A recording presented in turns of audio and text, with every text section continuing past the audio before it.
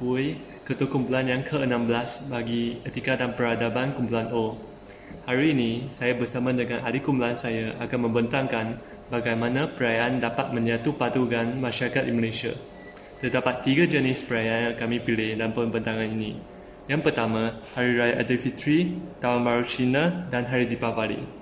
Sekarang, adik kumpulan saya akan meneruskan pembentangan ini dengan memberi penjelasan yang lebih lanjut. Setiap perayaan di Malaysia mempunyai keunikan yang tersendiri kerana negara kita mempunyai pelbagai resam dan kepercayaan dalam sesebuah perayaan. Deepavali adalah antara perayaan kaum India yang diraihkan pada setiap tahun. Tak meriahlah sesebuah perayaan kalau tidak dihidangkan dengan aneka hidangan yang enak-enak, bukan?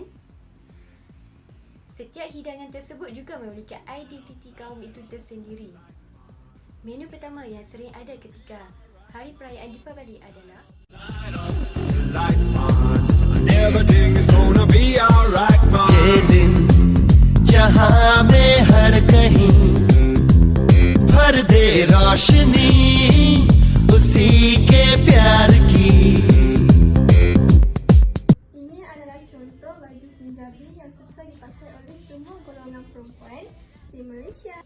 Seterusnya kurta. Kurta merupakan jenis pakaian lelaki masyarakat India. Dan sekarang di Malaysia amat sesuai dipakai oleh golongan lelaki. Dan yang terakhir adalah sari. Sari merupakan pakaian perempuan di selatan India. Dan ianya juga sangat sesuai dipakai oleh golongan perempuan dan berbilang bangsa di Malaysia. Seterusnya, saya akan bentang perayaan Deepavali menyatu padukan masyarakat. Dalam cara perayaan, setengah penganut agama Hindu akan mengadakan sambutan perayaan secara besar-besaran dengan menghancurkan rumah terbuka untuk menjamu sanak saudara dan rakan-rakan mereka yang bukan beragama Hindu. Dan amalan ini akan memupukkan perpaduan dan melihatkan budaya agama Hindu. Contohnya, kita boleh mengetahui hiasan kolam dan tuan rumah boleh jemput mereka juga membuat hiasan kolam ini bersama-sama supaya mengerat lagi perpaduan antara satu sama lain. Terima kasih. Perayaan Tahun Baru Cina dapat memupuk perpaduan dalam kalangan pelajar di UUM. Contohnya, dia dapat mencerminkan jalinan hidup masyarakat berbilang kaum dapat hidup dalam keadaan aman, damai, harmoni dan hormat menghormati, meningkatkan hubungan dan interaksi antara kaum, memahami erti perpaduan kepada negara ini dan justru melahirkan remaja berwawasan dan terbilang. Contohnya, satu persembahan iaitu Chinese New Year Festival telah diadakan di Inasi Sam Dabi pada tarikh 27 Februari dan persembahan ini telah disertai oleh ramai pelajar dari pelbagai kaum dan menyambutkan perayaan ini dengan meriah. Perayaan Tahun Baru Cina merupakan perayaan terpenting kaum Cina bagi menyambut Tahun Baru dalam kalender Cemara Cina. Terdapat pelbagai aktiviti Tahun Baru Cina yang dapat menyatu padukan pelbagai kaum seperti rumah terbuka, tarian singa dan sebagainya. Sebagai satu contoh, tarian singa dapat menyatu padukan pelbagai kaum. Tarian singa bukan sahaja dipersembahkan ketika Tahun Baru Cina, tetapi pada majlis-majlis lain yang sebagai simbol perpaduan dan keharmonian pelbagai kaum. Gambar tersebut menunjukkan golongan muda yang menyertai persembahan tarian singa tidak hanya terhad kepada satu kaum sahaja, iaitu juga melibatkan kaum India dan Melayu.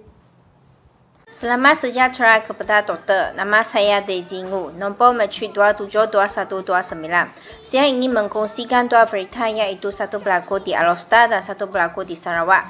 Pertama, daripada gambar kita boleh melihatkan pemilik rumah yang bergaung Cina telah menjemput jirannya iaitu orang Melayu dan orang India untuk menyambut Tahun Baru Cina bersama sejak hampir 40 tahun yang lalu. Kedua, seorang peniaga bendera keturunan Melayu India turut menghiasi kedai miliknya di Kuching untuk menyambut perayaan Tahun Baru Cina. Secara ringkasnya, ini adalah satu keunikan bagi masyarakat berbilang kaum di mana apabila tibanya perayaan, maka setiap kaum boleh menyambut bersama untuk memupuk perpaduan tanpa membezakan latar belakangnya. Sekian, terima kasih. Sebagai rakyat Malaysia yang bertanggungjawab dan mencintai keamanan negara, kita harus mengambil kesempatan pada setiap hari perayaan seperti Hari Perayaan Aidilfitri untuk mengukuhkan hubungan antara kita. Kita juga harus mengambil peluang untuk melawat rakan-rakan Muslim kerana ia dapat membantu mengukuhkan perpaduan dan menghilangkan rasa curiga antara satu sama lain. Tradisi unik kita iaitu mengadakan dan menghadiri rumah terbuka perlu dikekalkan kerana ia dapat membantu kita menghargai jiran dan kawan daripada pelbagai bangsa dan agama. Hari Raya Puasa merupakan perayaan yang disambut oleh umat Islam di seluruh dunia bagi menandakan berakhirnya bulan Ramadan di mana umat Islam berpuasa dan beribadah dengan lebih tekun.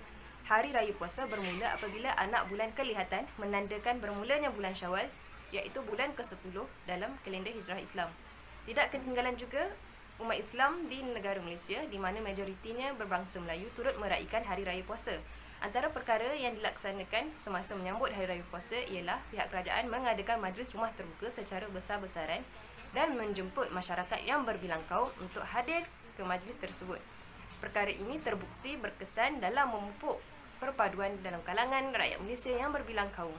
Nama saya Mawadatul Husna binti Mustafa 275354. Selain daripada memohon kemaafan di pagi raya dan menziarahi sanak saudara, Hari Raya Aidilfitri tidak lengkap tanpa juadah kegemaran orang ramai.